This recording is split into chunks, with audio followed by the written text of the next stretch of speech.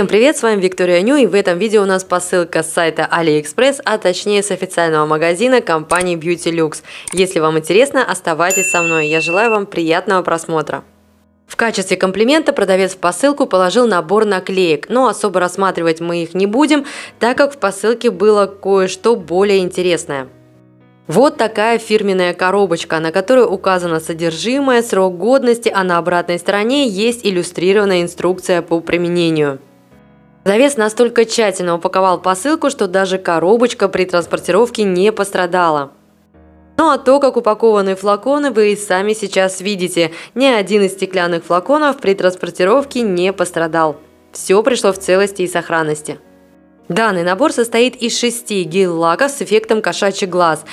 Все они из серии MG от 0,1 до 0,6. В каждом стеклянном флаконе по 10 мл продукта. На каждом флаконе указан состав, срок годности после вскрытия, а меры предосторожности представлены даже на русском языке. К сожалению, у данных флаконов от компании Beauty Lux нет смотрового окошка, через которое можно было бы определить, какой цвет гель-лака находится внутри. Поэтому придется делать отдельную выкраску, либо ориентироваться по номеру. Также мне на обзор прислали два матовых топа, один из них с липким слоем, другой без, и также базу для создания дизайнов по мокрому. Какой же из двух представленных матовых топов лучше? Чуть позже я поделюсь с вами своими впечатлениями после тестирования. Итак, первый топ без липкого слоя. По консистенции он ближе к жидким топам и, скажем так, немного мутноват. А вот топ с пометкой Rubber, он уже чуточку погуще и, скажем так, более мутный. Сейчас на своих экранах вы видите три типса. Слева типс, на котором матовый топ с липким слоем с пометкой Rubber. Дисперсионный слой я уже удалила. А вот справа типс, на котором матовый топ без липкого слоя. Ну а по центру просто глянцевый типс. Как вы сами сейчас видите, после минутной полимеризации ни один из матовых топов на белом фоне не желтит. И, на мой взгляд, это довольно хороший показатель. Ну а сейчас давайте посмотрим, как выглядят эти самые матовые топы на моих ноготках через неделю. На ноготках левой руки матовый топ с липким слоем. И вот он как был изначально матовым, так он и остался матовым. А вот на ноготках правой руки матовый топ без липкого слоя. И тут уже через 4 дня, в принципе, ноготки поблескивали. Глянцевым покрытие, конечно, не стало, но матовый эффект все-таки мне больше понравился от Rubber топа. Что касаемо прозрачной базы для дизайнов по мокрому, консистенция тут средняя. И чуть позже я вам покажу несколько дизайнов, которые можно сделать при помощи такой базы. Ну а сейчас давайте скорее посмотрим на завораживающих кошек.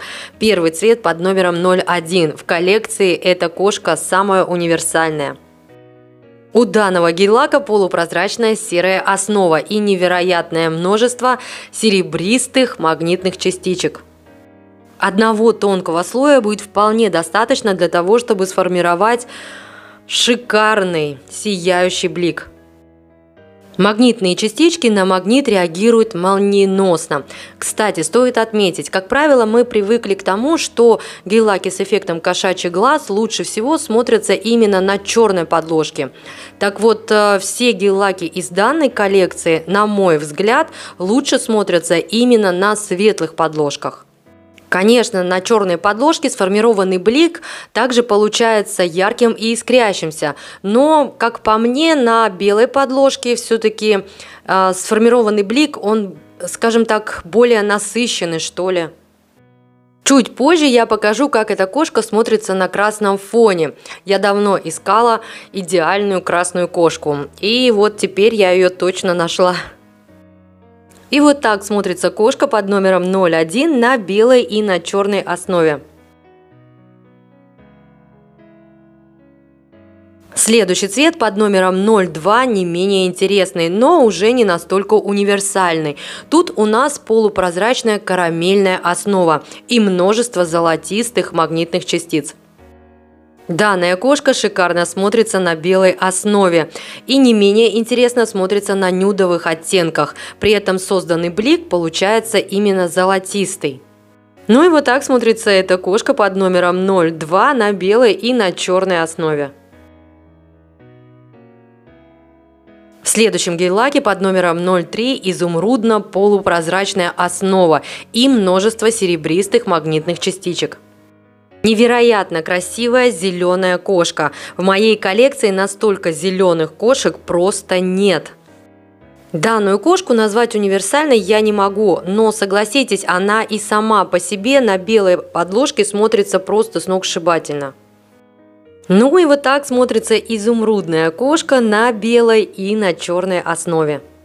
Когда я начала тестировать данную коллекцию, я думала, что все кошки будут такими же, либо серебристыми, либо золотистыми, но сформированный блик будет у всех кошек яркий и искрящийся, но не тут-то было.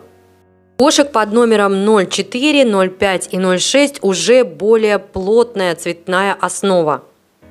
И, к сожалению, сформированный блик заметно уступает 3 предыдущим кошкам. Чуть позже я покажу вам все типсы рядышком, и вы сами увидите, что я имею в виду. Как же я ждала вот эту кошку под номером 05. На фото продавца это вот прям красная кошка с явным таким серебристым бликом. Вы только посмотрите, насколько насыщенная основа у данного гель-лака. Один тонкий слой полностью перекрыл белый типс. Но когда я начала формировать блик, я поняла, что блик-то не такой уж и сияющий, как у первых 3 кошек.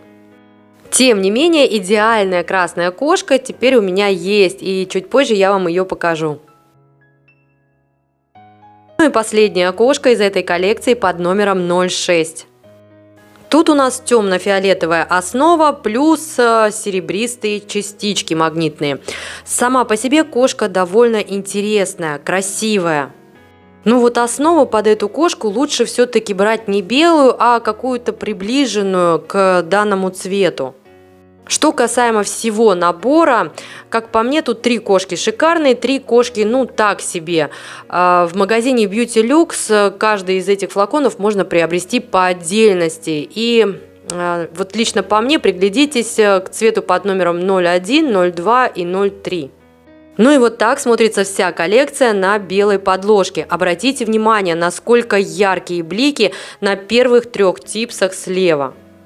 А вот так смотрятся все кошки на черной подложке. И тут также 3 левых типса, по мне, самые яркие и искрящиеся. А теперь давайте покажу вам 2 шикарные красные кошки. На типс я наношу цвет под номером 05. Но на самом деле можно нанести любой красный гель-лак. После 30-секундной полимеризации я удаляю дисперсионный слой и наношу на типс цвет под номером 01.